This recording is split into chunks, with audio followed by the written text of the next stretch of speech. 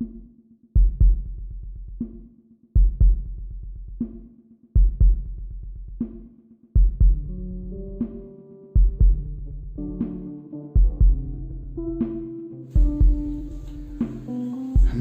बच्चों, आप सब अच्छे होंगे, स्वस्थ होंगे, मुझे पूरी उम्मीद है। बच्चों, आप सबका गोस्वामी ऑनलाइन क्लास में हार्दिक स्वागत है।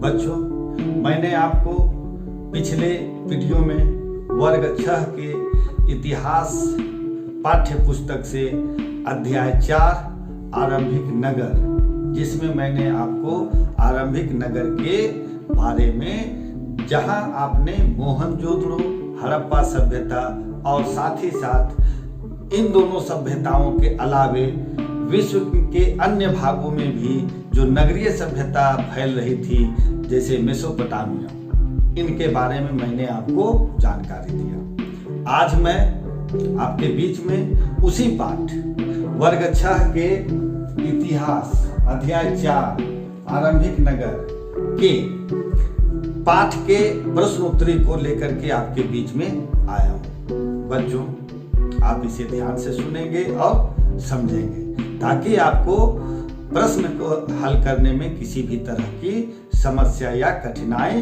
न हो। तो बच्चों, आइए हम लोग शुरू करते हैं आपके अध्याय 4 आरंभिक नगर के पाठ के अंत में दिए गए प्रश्नों के उत्तर से। तो आइए हम लोग सीखते हैं, जानने का प्रयास करते हैं और समझने का प्रयास करते हैं। तो सबसे पहला प्रश्न आपका है, रिक्त स्थानों की पूर्ति करें। बच्चों, मैं आप सभी को प्रत्येक प्रश्न का उत्तर आपको बताऊंगा, आप ध्यान से सुनेंगे और समझने का प्रयास करेंगे। तो हम लोग शुरू करते हैं पहला प्रश्न से, रिक्त स्थानों की पूर्ति करें से। तो आइए आप देखिए, इधर आपका पहला प्रश्न क्या है। इसमें 4 है, क, ख, ग, घ। तो इन खाली स्थानों में क्या भराएगा, आइए हम लोग देखते हैं। तो बच्चों, हम लोग शुरू करते हैं पहला प्रश्न। पहला है, रिक्त स्थानों की पूर्ति कीजिए। आप जैसा कि देख रहे होंगे, आपके स्क्रीन पर दिखाई दे रहे होंगे कुछ प्रश्न हैं, उनके हल। तो पहला है, रिक्त स्थानों की पूर्ति कीजिए। पहला है क नंबर, हड़प्पा नगर खाली स्थान में अवस्थित है। तो यहां हमें क्या भरना है कि हड़प्पा नगर कहां अवस्थित है। तो जैसा कि मैंने आप लोगों को बताया था कि हड़प्पा नगर पंजाब के मांटगोमरी जिले में स्थित है। तो हम यहां क्या भरेंगे खाली स्थान में, हड़प्पा नगर पंजाब जिले के मांटगोमरी जिले में स्थित अवस्थित है। आइए बच्चों, अब ख नंबर देखते हैं। हड़प्पा नगर की इमारतें खाली स्थान से बनी है। तो किससे बनी है, किस प्रकार के ईंटों से बनी है। तो हमारा वहां जवाब होगा, हड़प्पा नगर की इमारतें पक्की ईंटों से बनी थी। तो वहां हम खाली स्थान में क्या भरेंगे, पक्की। ग नंबर, कालीबंगा खाली स्थान राज्य में अवस्थित है। तो बच्चों, कालीबंगा किस राज्य में है।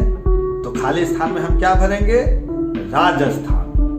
कालीबंगा राजस्थान में अवस्थित है। घ नंबर है, बृहत स्नानागार खाली स्थान में मिला है। तो बृहत स्नानागार कहां मिला है, तो हम वहां खाली स्थान में भरेंगे मोहनजोदड़ो। बृहत स्नानागार मोहनजोदड़ो में मिला है। बच्चों, अब आपके पाठ्य पुस्तक के आरंभिक नगर के पाठ के अंत में जो दूसरा प्रश्न है, वह प्रश्न है, निम्नलिखित प्रश्नों के उत्तर संक्षेप में लिखना है। अर्थात आपको दिए गए प्रश्न का उत्तर संक्षिप्त रूप में लिखना है। तो आइए हम लोग देखते हैं पहला प्रश्न, क नंबर, हड़प्पा काल में उपजाई जाने वाली फसलों की सूची बनाइए।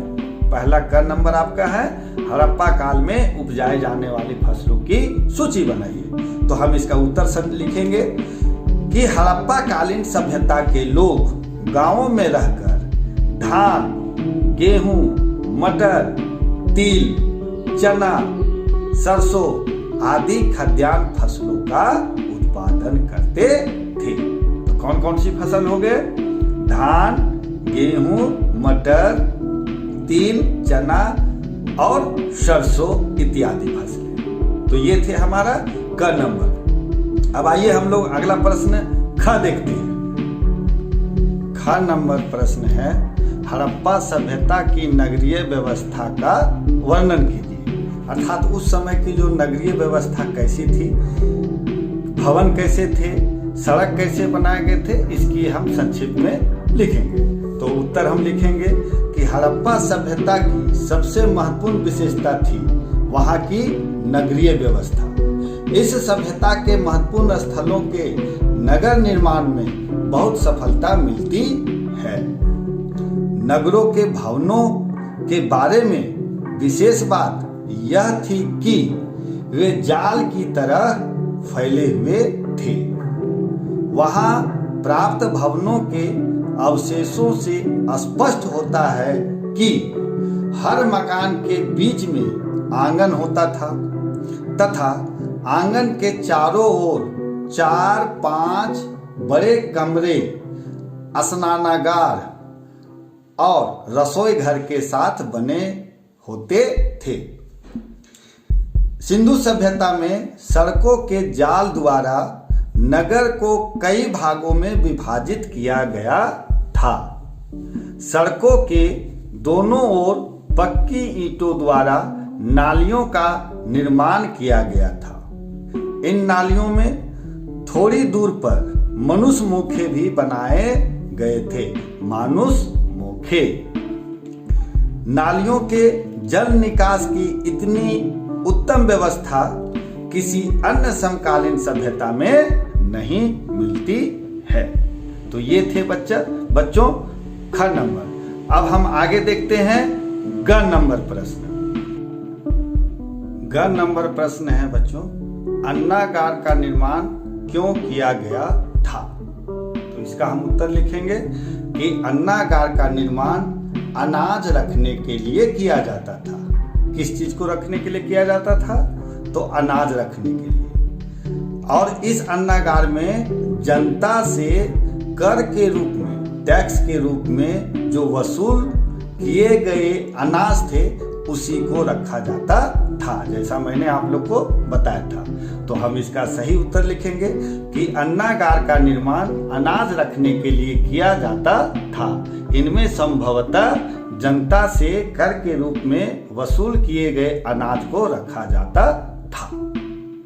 घ नंबर प्रश्न है आगे, मेसोपोटामिया में सिंधु सभ्यता की कौन सी चीजें प्राप्त हुई है?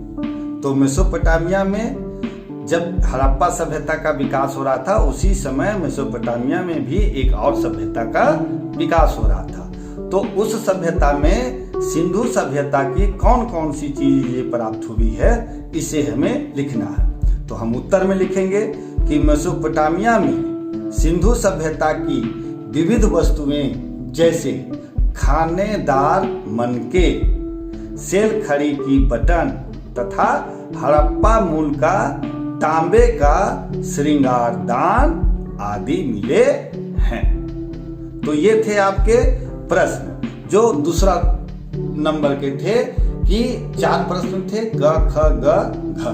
अब आपके पाठ में अगला जो दिया गया है वह है आइए चर्चा करें। तो इसमें चर्चा का विषय है, तो हम यहाँ भी देखेंगे कि वो प्रश्न क्या है और उसके प्रश्न का चर्चा में हम क्या लिख सकते हैं। तो आइए हम आगे देखते हैं चर्चा के प्रश्न।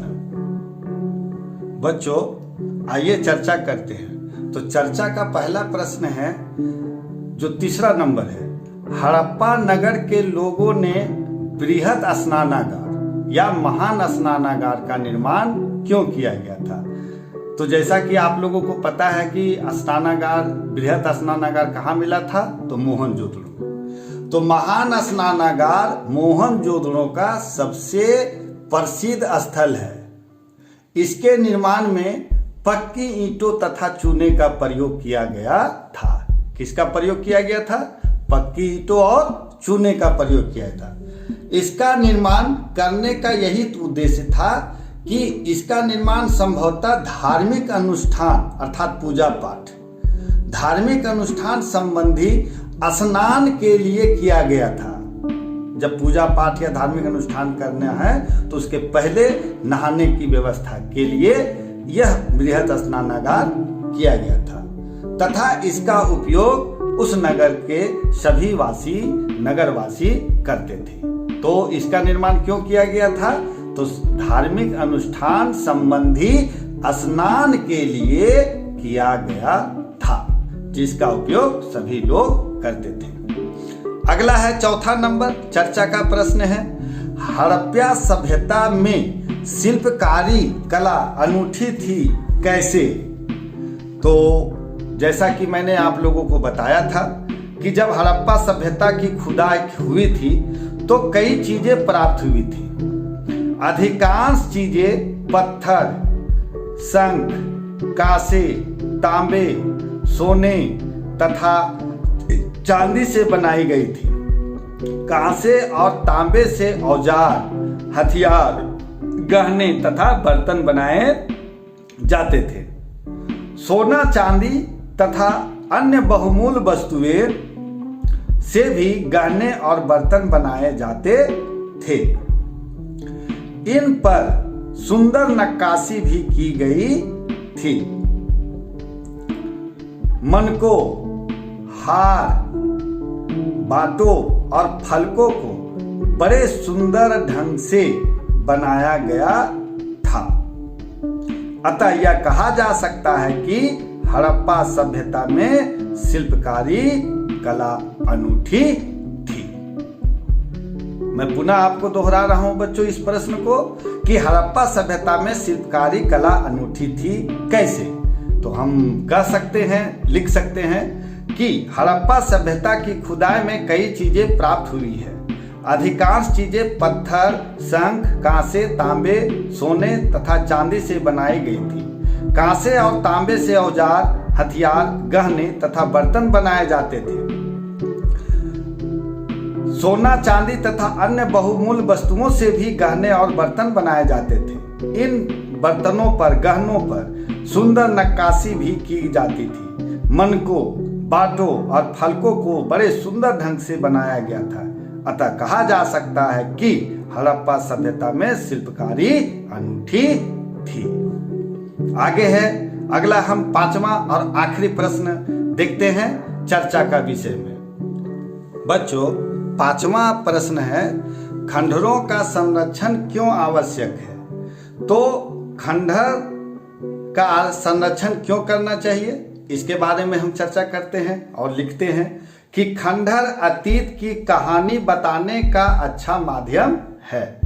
खंडहरों के अध्ययन से हम अतीत की जीवन शैली का पता लगा सकते हैं। ये खंडहर तत्कालीन अर्थात उस समय शिल्पकारी, भवन रचना शैली तथा संस्कृति को प्रदर्शित करते हैं। इनके निर्माण में प्रयुक्त सामग्रियों का अध्ययन करके तत्कालीन विकास का पता लगाया जा सकता है। इसी कारण खंडहरों का संरक्षण अति आवश्यक है। तो बच्चों, ये थे हमारे कुछ पाठ्य के प्रश्न के उत्तर। उम्मीद है बच्चों कि आपको आज जो मैंने अध्याय 4 आरंभिक नगर के पाठ के अंत में दिए गए प्रश्न उत्तर को आपके बीच रखा, और उम्मीद करते हैं कि यह आपको जानकारी अच्छी मिली होगी और आप अच्छी तरह भली भांति समझ गए होंगे। तो बच्चों, आज हम यहीं तक, फिर हम अगले वीडियो में आपके बीच नए पाठ को लेकर के पुनः अगले दिन अगले वीडियो के साथ उपस्थित होंगे। तब तक के लिए बच्चों, आप सबका बहुत बहुत धन्यवाद, बहुत बहुत आभार। उम्मीद है कि आप आज बताए गए पाठ के प्रश्नोत्तर को भली भांति अच्छा तरह से समझ गए होंगे। बच्चों, आप सबका बहुत बहुत